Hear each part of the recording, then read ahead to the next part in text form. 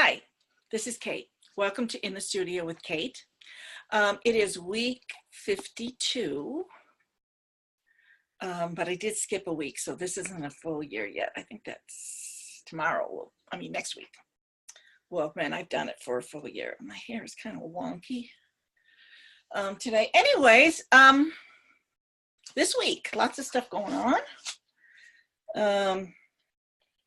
I was still doing Inktober part of the week. If you read my blog post yesterday, you will be able to know why I stopped doing Inktober. But I think the last thing I told you was the chicken. And so this was a day I just did not like the prompt. I could not see drawing something drooling. I didn't feel like it. So I drew my feet instead. So those are my feet. And then the next day was exhausted. So I found this image on the internet and did my rendition of it. She seemed exhausted. And then the next page was star. And so there's little stars in the sky. And that is the last one I did because it just wasn't feeding me. So I decided not to do it, which you can. Anytime you do a challenge, doesn't mean you have to finish it, even if you thought you were going to. So I decided I wasn't going to do Inktober, and it feels good. Feels good. So I think it's good. Move on. I did this page. It's a collage page for this priestess program that I'm in, and it was all about power, your own personal power. And I really liked the way it turned out. I picked this image of this woman I found on the internet, and I really think she just exudes power. And lots of circle images, which I thought represented the moon. I see her necklace as the crescent moon. I didn't see any of these things when I was doing it, but that came to me afterwards. And now I'm thinking of this zebra tissue paper. Looks like water to me. So water is a really personal place for me. When I feel all sorts of out of sorts and stuff, I go to the river. If I lived near an ocean, I'd be going to the ocean, but since I don't, the river has to be a substitute. So I did that.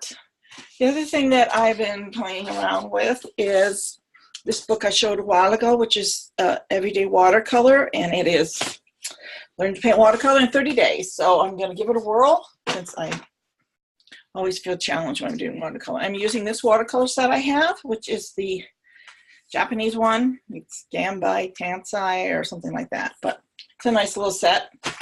Been using that, and so I decided I would do some of the exercises in a little booklet that I made up with watercolor paper in it. It's just a pamphlet, just a booklet.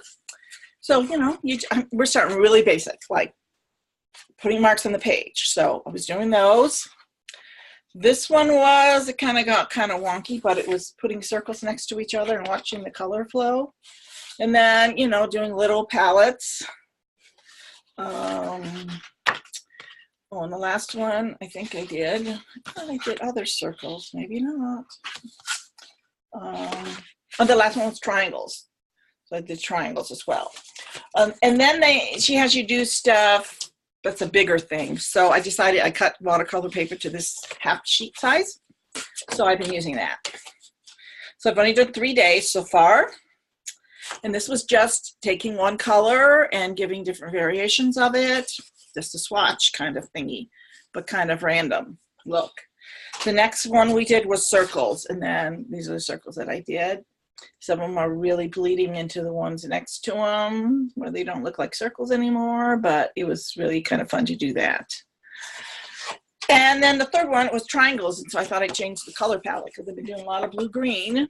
So I did these triangles in more warmer colors. And that was fun to make them different shapes and sizes and layer them. And so I'm enjoying the book and the process so far, so that's going great. The other thing that I did was I bought myself another loom. It's small. It's only this big. It's called a Hokit tapestry loom, okay?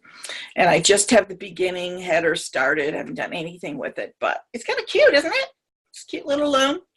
You can hold it in your hand, put it in your lap, take it anywhere, if it's in a bag, really easily. So that's, and I had recently signed up for a course with tapestry weaver named Rebecca Mezoff, who teaches really incredible classes online. So I I'm taking her class on Little Loom. So I've been watching a lot of those videos and some videos from other things. Sometimes I feel videoed out, and then I just have to step back and then start making something. So I've got a couple collage projects that I'm thinking of doing. Ivy Newport did this kind of cool thing. I'm doing a collage with your self-portrait. So you have a couple images or more of yourself into this collage process. So if I get around to it, maybe you'll see it next week, but I have another thing that I have to do before it. So so lots of activity going on in the studio, and that's exciting. I love it when that happens, and lots of different